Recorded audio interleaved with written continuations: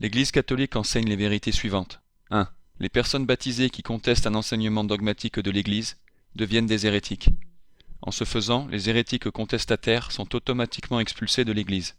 Comme conséquence de leur expulsion automatique de l'Église, les hérétiques sont dans l'incapacité d'exercer une fonction dans l'Église, y compris celle de pape, car ces hérétiques ne sont même pas membres de l'Église. 2. L'enseignement dogmatique de l'Église catholique est infaillible. En conséquence, le magistère ne peut pas dogmatiquement promulguer ou promouvoir de fausses doctrines. Au regard de la situation actuelle de l'Église, la conclusion qui découle de ces deux vérités est que 1. Puisque François, l'homme considéré en ce moment même par beaucoup comme le pape catholique, rejette clairement de nombreux enseignements catholiques et approuve l'indifférentisme religieux, il est un hérétique qui ne peut exercer la fonction papale car il n'est même pas membre de l'Église catholique. Et 2. Puisque François dirige un corps qui adhère aux faux enseignements de Vatican II et considère que ces enseignements font autorité, il ne peut pas, en réalité, exercer l'autorité d'enseignement infaillible du magistère catholique. Donc il n'est pas le pape, et le trône de Saint-Pierre est vacant. Ces deux vérités, à savoir 1. L'enseignement de l'Église concernant les hérétiques, et 2. L'enseignement de l'Église sur l'infaillibilité du magistère, prouvent que François n'est pas le pape, mais un antipape hérétique non catholique. Ces deux arguments sont définitifs et irréfutables. Nous l'avons démontré en grand détail et à l'aide d'une documentation abondante. Mais il y a un autre argument qui amène à la même conclusion, peut-être encore plus simplement et directement, et ce sans entrer dans un débat sur les principes théologiques et les faits ou les arguments qui démontrent que François est un hérétique, et qu'il doit être considéré en tant que tel, et que la secte Vatican II a utilisé pour imposer sa fausse doctrine, ce qui aurait été son autorité infaillible si ses dirigeants avaient été de véritables papes catholiques. Ce troisième argument qui nous permet d'arriver à la même conclusion, sans les étapes d'argumentation dont on vient de parler, porte simplement sur la reconnaissance de l'enseignement de l'Église catholique concernant la profession de la vraie foi et l'identification du contenu de la profession de foi de François.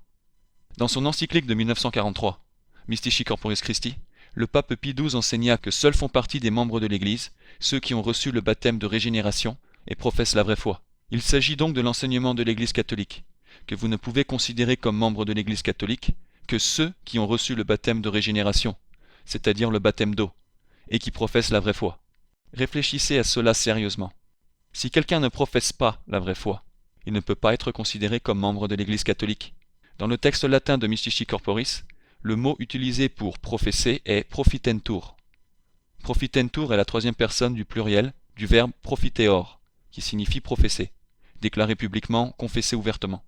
Le verbe fait référence à celui qui est déclaré, exposé ou reconnu ouvertement. Pour être considéré comme membre de l'Église catholique, une personne doit déclarer, exposer et affirmer la vraie foi. Dans le texte latin de Mystici Corporis, les mots pour la vraie foi sont veramque fidem.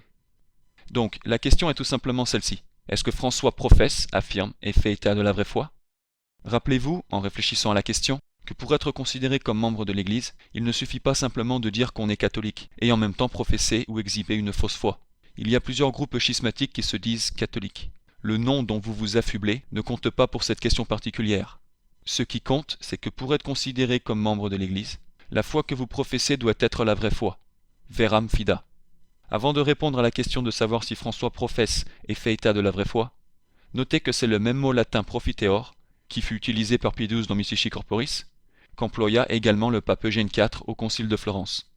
Dans sa bulle dogmatique solennelle Cantate Domino de 1442, le pape Eugène IV déclare « La Sainte Église romaine croit fermement, professe, profitetur, et prêche qu'aucun de ceux qui se trouvent en dehors de l'Église catholique, non seulement païens mais encore juifs ou hérétiques et schismatiques, ne peuvent devenir participants à la vie éternelle, mais iront dans le feu éternel, qui a été préparé pour le diable et ses anges, à moins qu'avant la fin de leur vie, il ne lui ait été agrégé. Elle professe aussi que l'unité du corps de l'Église a un tel pouvoir que les sacrements de l'Église n'ont d'utilité en vue du salut que pour ceux qui demeurent en elle. Pour eux seuls, jeûnes, aumônes et tous les autres devoirs de la piété et exercices de la milice chrétienne enfantent les récompenses éternelles, et que personne ne peut être sauvé, si grandes que soient ses aumônes, même s'il verse son sang pour le nom du Christ, s'il n'est pas demeuré dans le sein et dans l'unité de l'Église catholique. En définissant ce point de la vraie foi, le Concile utilisa le mot profitetur, professe, la troisième personne du singulier du verbe profiteor, que Pie XII utilisa aussi. Donc la profession de la vraie foi à propos du salut est la suivante. 1. Tous ceux qui meurent en dehors de l'Église catholique ne sont pas sauvés. 2. Il est tellement important et nécessaire d'appartenir à l'Église catholique que les pratiques spirituelles ne produiront des fruits pour le salut que pour ceux qui en font partie. Et 3. Il est tellement nécessaire de rejoindre l'Église catholique que même si vous versez votre sang au nom du Christ, vous ne serez pas sauvé si vous n'êtes pas membre de l'Église catholique. Si quelqu'un professe, affirme ou fait état d'une position contraire à cette vérité sur la doctrine du salut, alors il ne professe pas la vraie foi, mais il professe une fausse foi non catholique. C'est précisément pourquoi le pape Léon XIII déclara dans son encyclique Satis Cognitum du 29 juin 1896 « On ne peut croire que vous gardiez la véritable foi catholique, vous qui n'enseignez pas qu'on doit garder la foi romaine. » Qui plus est, le Concile de Florence définit dogmatiquement que c'est un péché mortel de pratiquer le judaïsme ou la loi mosaïque, après la promulgation de l'Évangile. En ce faisant, le Concile utilisa à nouveau le même mot profitetur, professe, qui vient du même verbe profiteor. Ainsi, professer la vraie foi sur le judaïsme signifie affirmer, déclarer et montrer que l'observance du judaïsme ou de la loi mosaïque est condamnée, qu'elle constitue un péché mortel et qu'elle est incompatible avec le salut.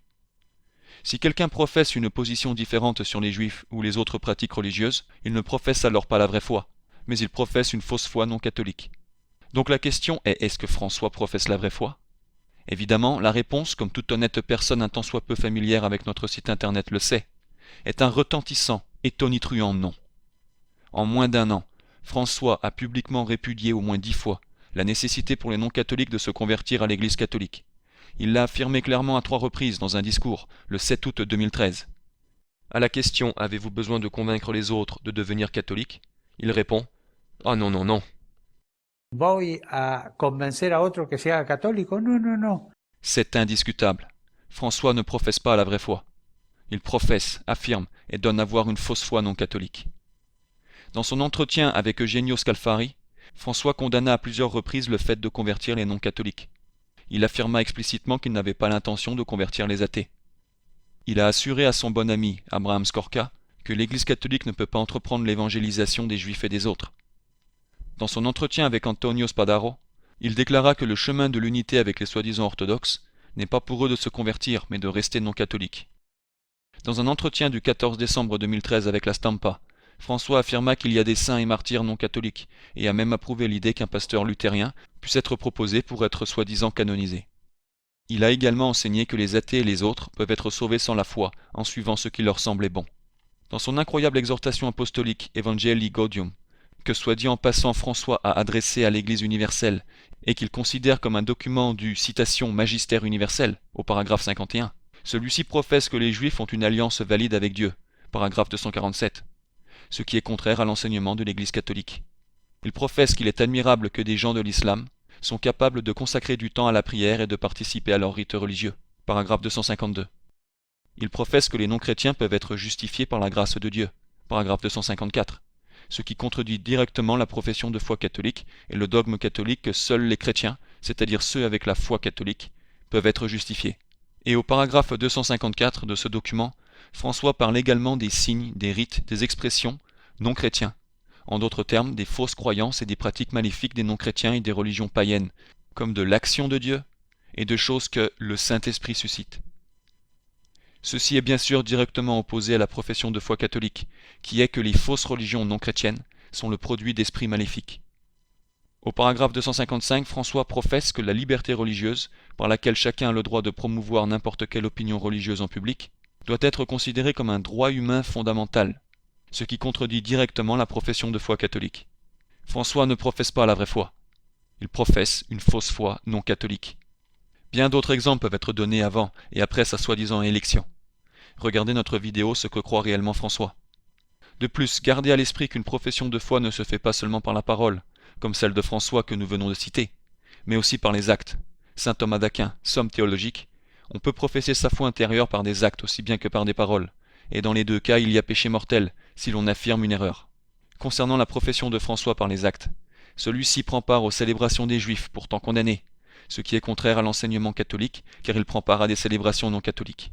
Il a même utilisé sa soi-disant autorité pour organiser des repas cachers et d'autres aspects condamnés du culte juif, afin que les Juifs puissent observer les lois mosaïques, ce qui est contraire à la profession de la vraie foi. Dans une rencontre de ce genre en janvier 2014, François a accueilli les représentants juifs de l'Argentine pour un déjeuner cachère et une prière commune.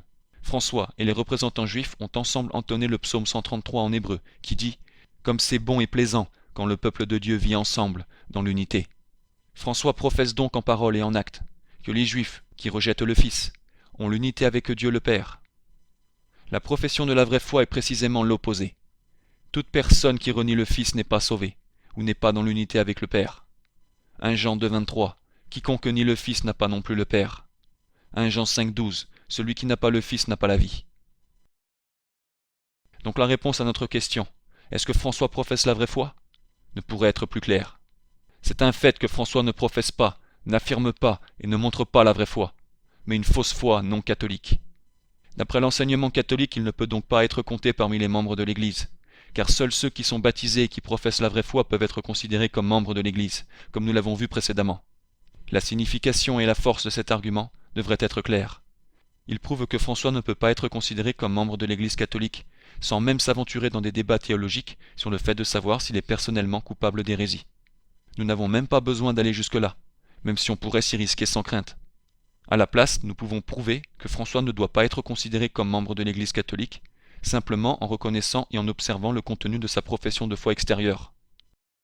Bien sûr, le fait que François ne professe pas la vraie foi, mais une fausse foi, est lié au fait qu'il est un hérétique. La raison pour laquelle il ne professe pas la vraie foi est que c'est un hérétique et un apostat, un fait qui peut et qui a déjà été prouvé avec certitude. Mais ce n'est même pas la peine de s'aventurer dans la question de savoir si oui ou non il est personnellement hérétique pour prouver qu'il ne peut pas être considéré comme membre de l'Église. Ceci est prouvé par une simple observation du contenu de sa profession de foi extérieure et par une observation du contenu de la vraie foi. En fait, plusieurs faux traditionalistes, qui dénoncent la nouvelle religion et ses nouveaux enseignements, mais acceptent François, font une telle observation. Ils savent qu'il y a une contradiction entre la religion d'avant Vatican II et celle d'après Vatican II sur les sujets de foi. Ils comparent le nouvel enseignement sur les sujets de foi avec l'ancien enseignement, et ils se plaignent de la discontinuité. Cependant, ils n'arrivent pas à la conclusion à laquelle amène l'enseignement catholique, lorsqu'on est confronté à une discontinuité entre deux professions de foi faites publiquement. On ne peut pas considérer qu'une personne qui professe une fausse foi fasse partie de la véritable Église, avec ceux qui professent la vraie foi. Considérer que quelqu'un qui professe une fausse foi est dans la vraie Église, avec ceux qui professent la vraie foi, est une hérésie. Cela va à l'encontre de l'unité de l'Église, qui est une des notes de l'Église, et une protection et une promesse surnaturelle qui nous furent données par Jésus-Christ lui-même.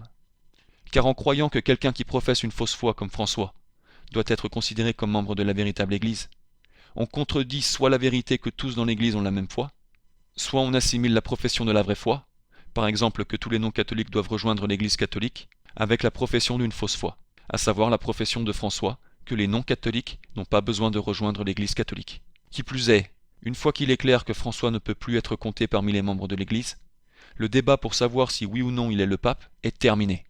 Tout repose sur le fait de savoir si oui ou non il peut être considéré comme membre de l'Église catholique. Car contrairement à ce que vous pourriez lire dans les publications fausses traditionnalistes qui prêtent souvent à confusion, la question de savoir si oui ou non quelqu'un est en dehors de l'Église, par exemple un hérétique, peut exercer la fonction papale, n'est pas une question dont la réponse reste à donner. Non, cette question est déjà réglée.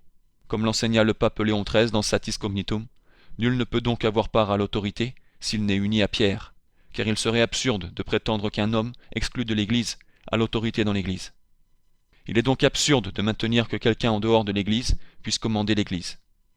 Il est donc certain que quelqu'un qui est en dehors de l'Église ne peut pas être le pape, car la papauté est une fonction qui, par les lois divines, implique le pouvoir de commander. Le fait qu'une personne en dehors de l'Église, un hérétique, etc., ne puisse pas être le pape, est confirmé encore davantage par le dogme que le pape est la tête visible de l'Église, et que vous ne pouvez pas être la tête de l'Église si vous n'en êtes pas membre. Les faux traditionalistes, qui enseignent obstinément qu'une personne hors de l'Église, un hérétique, un non-membre, etc., puisse être considéré comme le pape, promeuvent donc une chose absurde, condamnée et contraire à l'enseignement explicite du magistère. Donc la simple constatation que François professe une fausse foi met fin au débat de savoir s'il doit être considéré comme le pape. La réponse est non. Cette observation s'applique bien sûr aussi au précédent antipape Vatican II, car il professait une fausse foi également. Elle s'appliquerait à quiconque approuve et promeut un faux œcuménisme, comme les soi-disant évêques Novus Ordo, en communion avec l'antipape François. Comme l'enseigna le pape Pie XI dans Mortalium Animos du 6 janvier 1928, promouvoir le faux œcuménisme revient à promouvoir une fausse foi. Donc, quiconque promeut le faux œcuménisme ne peut pas être considéré comme membre de l'Église, puisque cette personne ne professe pas la vraie foi. Les conséquences de cet enseignement sont profondes, car cet enseignement prouve que le fait même de reconnaître François comme pape revient à reconnaître que sa foi est la vraie. Réfléchissez-y correctement. Peu importe les récriminations des faux traditionalistes quant à cette conclusion. Ceux-ci ne peuvent pas y échapper. Leur tactique habituelle qui consiste à accepter François, mais à ignorer ou s'opposer à sa profession de foi, ne marchera pas. Car François ne commet pas simplement des erreurs théologiques tout en professant la vraie foi. Non, il professe ouvertement une fausse foi, sur des sujets d'enseignement catholique et de profession basique de la vraie foi.